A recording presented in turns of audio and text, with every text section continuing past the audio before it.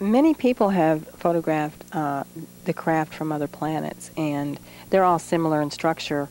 Most of them, just about all of them, the ones that aren't remote control, run on magnetic energy. And we have a source of turning solar energy into magnetic energy also with a certain crystal that's mined on the moon. It coats the coil in the dome on the top of some of our ships.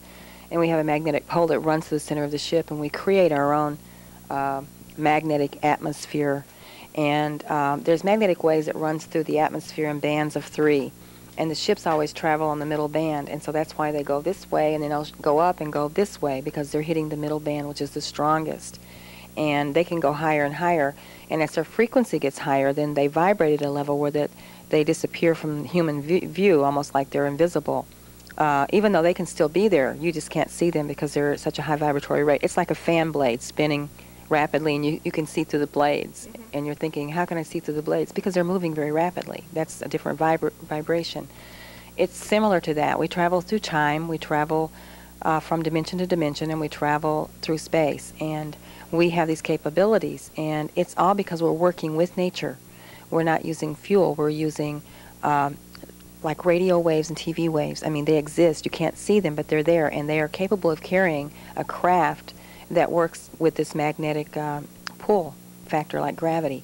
And when you're using nature, it's much easier. You don't have to travel at the speed of light, and you're not limited because of fuel. So it's something that we wish to share with people eventually, like I said, in the future when it's not going to be used for anything negative. It's a delight to travel in them because you feel like you're sitting in a room. There's no feeling of movement except for what you can see.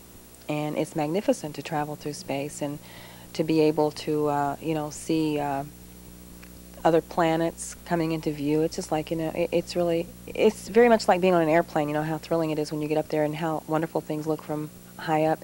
You don't have the limitations of knowing boundaries. Your Earth or your planet becomes your planet that you share with everyone because there's not the boundaries of your cities or your states or your countries. It all becomes one, and you realize, wow, we share this little planet here. It's not like, oh, this is my city or my country. That's no longer visible. So it gives you a sense of being able to look at things from a different perspective.